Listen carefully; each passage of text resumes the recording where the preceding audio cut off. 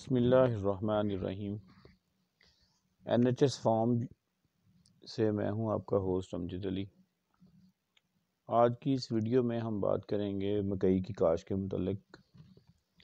मकई की काश का वक्त शुरू हो चुका है, तो इसलिए मैंने सोचा कि हम एक वीडियो बनाते हैं जिसमें हम अपने ज़िम्मेदारों को बता सकें कि मकई किस तरह हम मकई की पिकने के असूलों के मुताबिक काश करके 120 मन से लेकर 160 मन तक पैदावार जो है वो ले सकते हैं।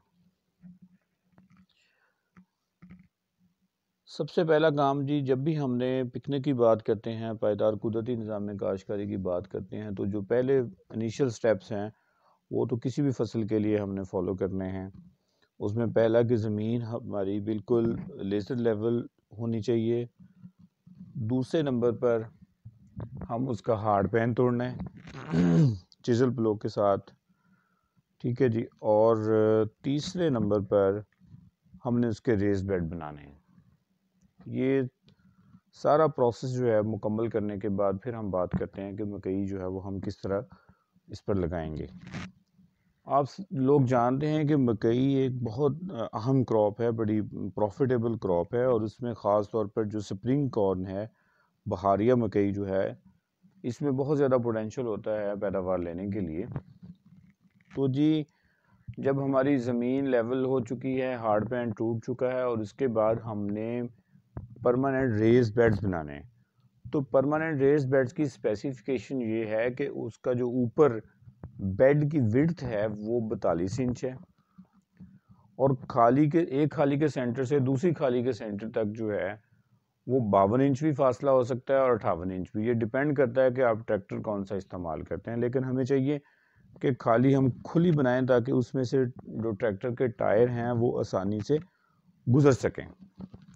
तो वो खाली जो है वो हमारी नीचे से 8 इंच चौड़ी होगी और ऊपर से 16 इंच चौड़ी होगी, जबकि उस खाली की गहराई जो है वो 11 इंच होगी, और हमारा जो बेड का साइज़ है वो 42 इंच होगा। अब जो 42 इंच का बेड साइज़ है उसमें हमने पिकनिक के असूलों के मुताबिक हम उस पर 3 लाइनें कॉर्न की लगाएंगे, मकई की लगाएंगे।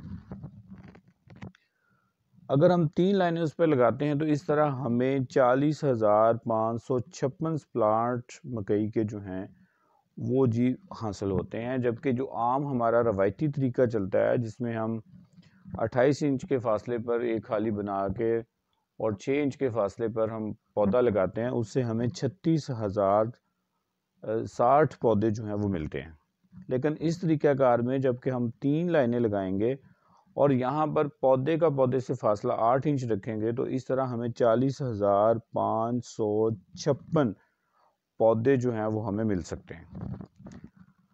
अब जब आपने बेड के ऊपर पौधों की स्कीम क्या रखनी है, वो जी हमने ये रखनी है कि खाली से 4 इंच छोड़ के हमने अपनी एक लाइन लगानी है, और दूसरी खाली से 4 इंच छोड़ के भी दूसरी लाइन लगानी है, और इस दोनों लाइनों के सेंटर में वो तकरीबन दोनों साइडों से 17 इंच एक साइड से और 17 इंच एक साइड से फासला बनेगा, तो दरमियान में हमने तीसरी लाइन लगानी है। इस तरह अगर हम कैलकुलेट करें तो ये तकरीबन जो बाहर वाली लाइन है हमारी उसका फासला तकरीबन 16 इंच बनता है, और जो दरमियान वाली लाइनें हैं उनका आपस में 17 इंच का फासला बनता है। और इस फासले पर हमने जो मकई के बीज हैं वो लगाने के बाद उसको ऊपर से मल्च करना है।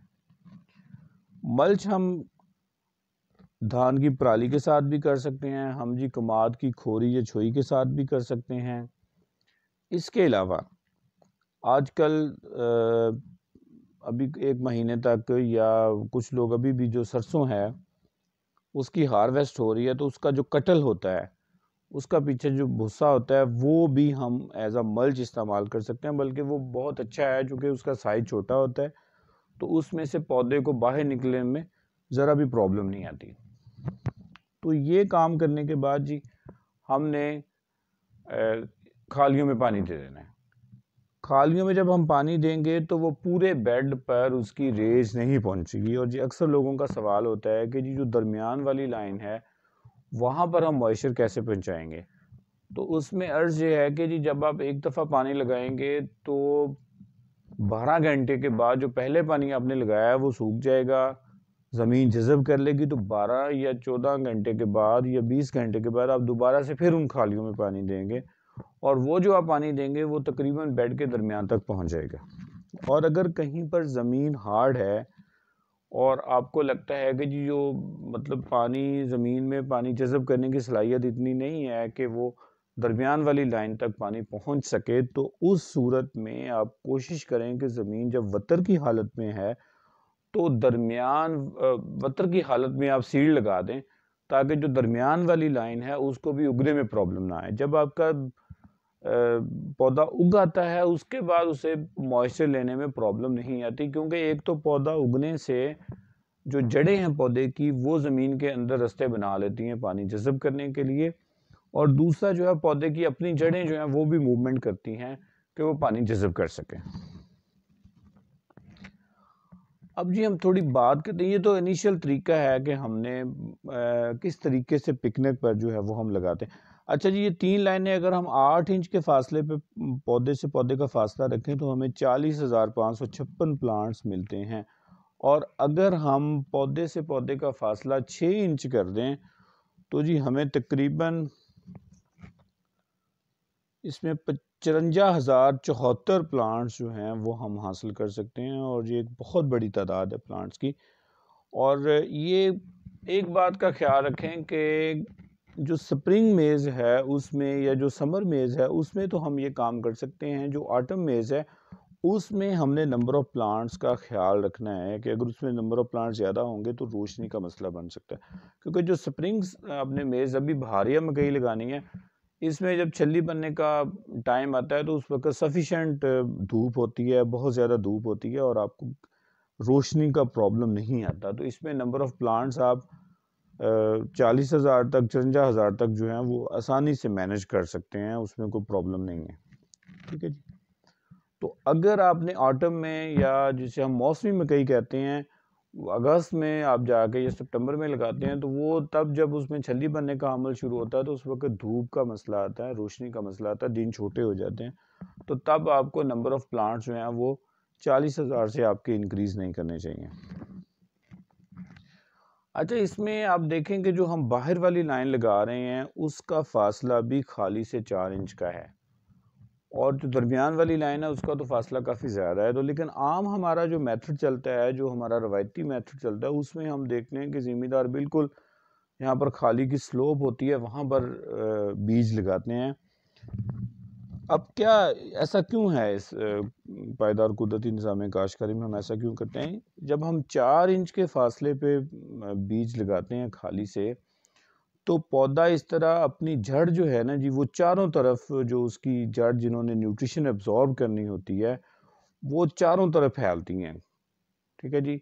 खाली की तरफ भी 4 इंच का उनके पास डिस्टेंस है ट्रैवल करने के लिए, और दूसरी साइडों पर भी। ठीक है, इस तरह वो बहुत ज़्यादा कह लें कि उसकी रूट का फैलाव होता है, और पौधा जो है उसमें न्यूट्रिशन और पानी एब्जॉर्ब करने की सलाहियत जो है वो बढ़ जाती है।